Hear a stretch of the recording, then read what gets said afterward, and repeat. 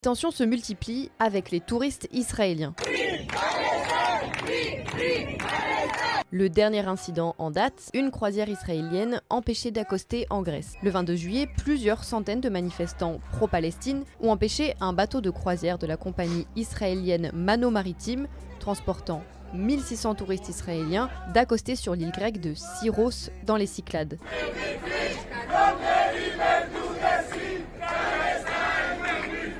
La croisière, qui navigue entre Haïfa en Israël, la Grèce et Chypre, a ensuite fait escale à Rhodes le 28 juillet, où là encore, des dizaines de manifestants attendaient l'arrivée du Crown Iris.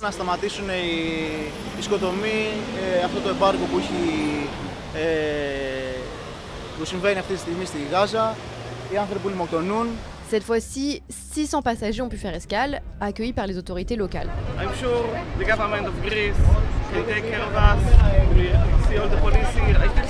Alors qu'une dizaine de manifestants ont été arrêtés.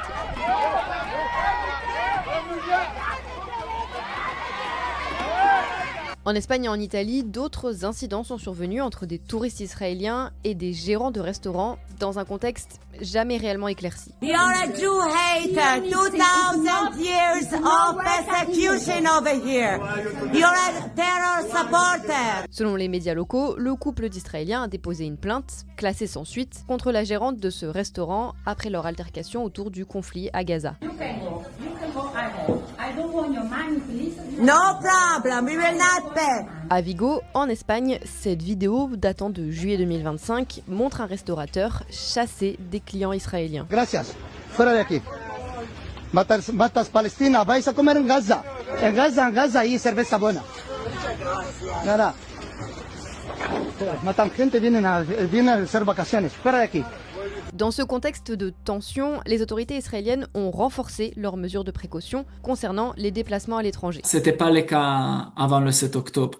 Et les pays européens sont devenus plus dangereux pour les Israéliens aujourd'hui. Depuis fin 2023, le Conseil national de sécurité israélien a relevé le niveau d'alerte pour près de 80 pays, dont de nombreuses destinations européennes, classées désormais au niveau 2 sur 4 en termes de risque pour ses ressortissants, nécessitant d'adopter des mesures de vigilance accrue. La France, l'Italie, la Grèce ou le Danemark, par exemple, sont classés niveau 2. Le niveau 4 étant les destinations interdites où la menace est élevée, comme la Tunisie, la Jordanie, le Qatar. Dans cette liste des recommandations, il y a des choses comme éviter d'afficher des symboles israéliens qui révèlent l'origine et l'identité, éviter de participer à des événements de grande envergure qui sont non sécurisés par les forces locales. Lorsqu'on appelle la ligne officielle des autorités israéliennes Travel Warnings pour préparer un voyage en Europe en tant que personne israélienne, voici ce qu'il est conseillé.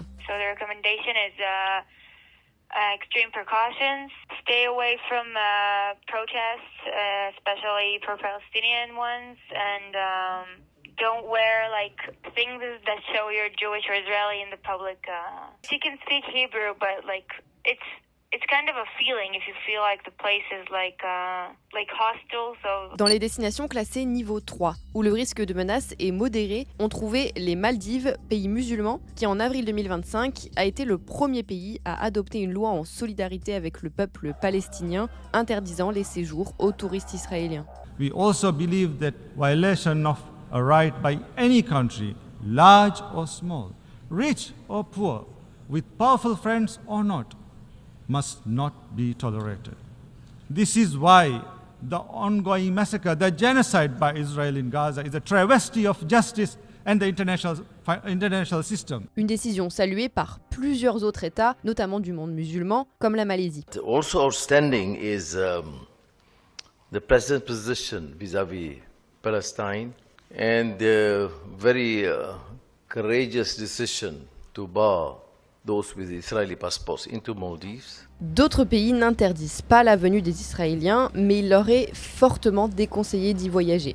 C'est le cas par exemple de la Bolivie. Selon le Jérusalem Post, le ministre des Affaires étrangères a recommandé en avril 2025 aux Israéliens de ne pas se rendre en Bolivie après le refus de plusieurs ressortissants à la frontière, les deux pays ayant rompu leurs relations diplomatiques depuis le début du conflit à Gaza. Respeto a la vida ha tomado la determinación de romper relaciones diplomáticas con el Estado de Israel en repudio y condena a la agresiva y desproporcionada ofensiva militar israelí que se realiza en la Franja de Gaza y la amenaza de la paz y la seguridad internacionales. En France, une plainte avait été déposée en 2024 par une famille israélienne après avoir, selon leur version, été refusée d'un nouveau hôtel à Paris à cause de leurs origines. Il y avait une famille israélienne arabe qui est venue dans un hôtel de Novotel à Paris. Et après quelques minutes, la conversation est devenue très hostile. Ça, c'était le moment que la réceptionniste a compris que c'est un Israélien avec son passeport. Et la famille était forcée de partir de l'hôtel. Une version qui divergeait avec celle de l'hôtel qui avait affirmé être complet et que le ton était monté après que le client aurait demandé à bénéficier d'une suite au prix d'une chambre classique. I'm not here to tell you to buy American Eagle jeans. And I definitely won't say that they're the most comfortable jeans I've ever worn. Or that they make your butt look amazing. Why would I need to do that?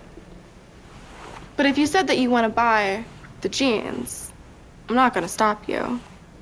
But just so we're clear, this is not me telling you to buy American Eagle jeans. Sydney Sweeney has very jeans.